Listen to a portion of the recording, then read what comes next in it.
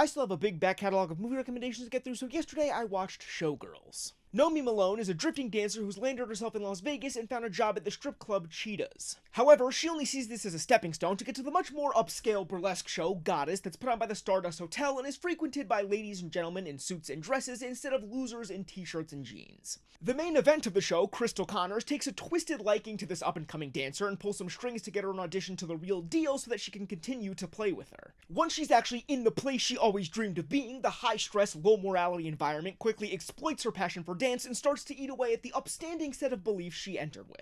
Maybe it's redundant to say about this movie about topless dance reviews and strip clubs, but there is a lot of nudity in this film. Like, enough where if you were to randomly select a frame at any point during this film, I reckon there would be a nearly 50% chance I would not be able to put it on screen, hence the generous censoring I'm doing for this video. And while it wasn't really as extreme as other things that I've seen, it made a lot of sense when I learned that this had an NC-17 rating, which was something that I'd almost forgotten existed, this being the only movie with that rating to have a wide release in mainstream theaters. The only other two movies I've seen with that rating, at least according to this I'm sure not very extensive Wikipedia article, are Blonde, which I was not aware of, and honestly seems a little harsh for what I remember from that not-so-great movie, and of course, Debbie Does Dallas, which is available to watch in full also on Wikipedia, which is information I'm not even sure if I'm able to disclose, but is the truth.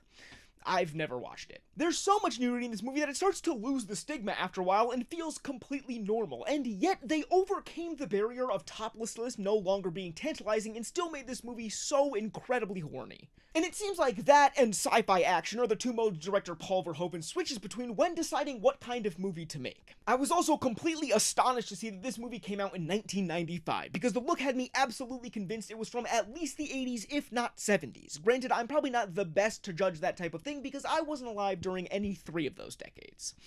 3.5 stars.